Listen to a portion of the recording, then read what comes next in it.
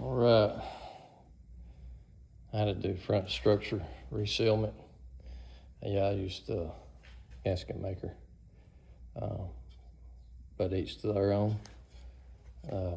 My front cover wasn't exactly perfect machine, so I had to use the gasket maker and some gaps where it's going to leak. The gasket wasn't going to seal it anyhow.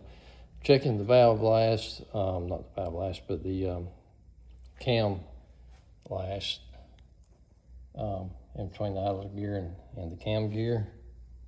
It's your peanut cover. It goes right here. Take it off. It's a lot easier to do because I got the radiator and all that off the hood and stuff. So I got that off. And here's how you're going to check it. So the Caterpillar recommends the backlash here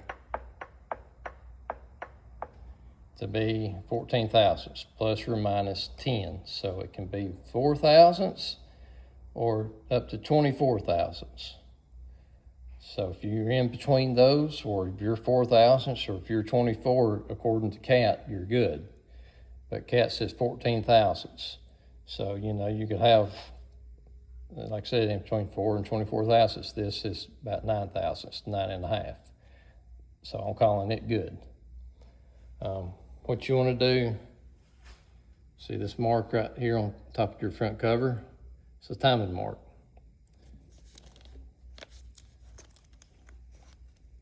See it? This is on a 3406E, but I think I'm pretty sure every C15 3406E's got them.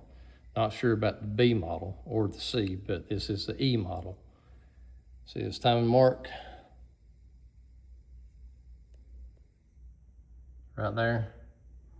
It lines up pretty much with that timing mark on your front cover. All right, so how do you get it timed? And this is for anybody that doesn't know. This is so you can fast forward. Time it right here. I got a 3/8 bolt. Slides in right here. Okay. And I got this deal right here. You can find it on Amazon. See, I'll pull it on out so everybody can see it, just for the beginners. Zoom out. That's what it looks like, 1/2-inch drive. Okay, so you're gonna put this in there, and if it's in this slot down here, you might have your cover on yours. I don't. And then you want to get the timing set right. You want to have 2 hands push on this. This is a 3/8 bolt, and it goes in. Well, I keep dropping it. All right. So it goes in this hole right here. And then you to make sure the motor's turning right, as far as the front, you look at the front, it turns clockwise. So you gotta turn the flywheel this way, counterclockwise, because why? Because when you look at the front, it's gonna be going clockwise. Okay, just the way the gears and all are. Just make sure that the timing gear, when you have the peanut cover off, when you're moving it, mark it. You know, you can highlight it where it's at whenever you take it off. You mark it with a paint marker and just make sure you're turning it right. All right, but on the flywheel back here, you're gonna turn this like you're loosening it. I done got it timed, so I'm not gonna mess with it. Okay, once you time it, this, as long as your flywheel's on right, will slide in it'd be out, and then it goes in once it's time. Now, when it goes in, you're gonna have to look on your timing gear, and if it goes in, and if this timing mark is down at the 6 o'clock, it's timed at TDC 6, okay? You're gonna have to keep turning the motor, okay? You just keep ratcheting it. When it pins again, then you will come back. You should be at 12 o'clock, TDC 1, okay? Okay, once you get it pinned and that bolt slides in, it'll slide in, then you wanna go the opposite way just a little bit. You just loosen it, turning the flywheel this way, counterclockwise. Well, you're gonna go clockwise, just a hair. You're gonna feel it just a hair, just a hair, okay?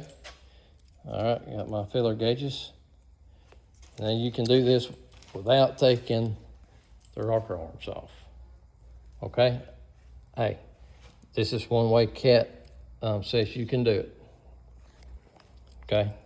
Don't shoot the messenger. All right, see that? That's your backlash.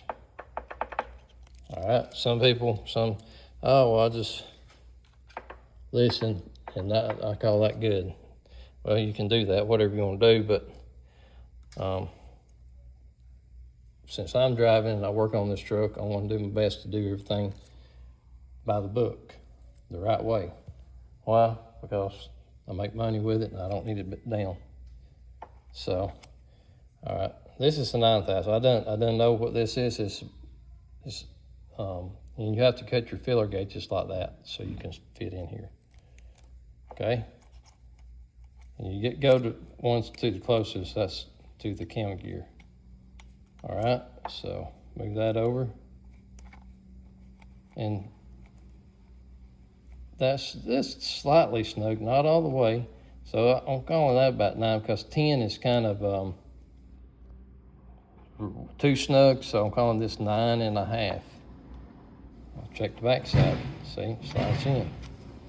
I check all the way up to here.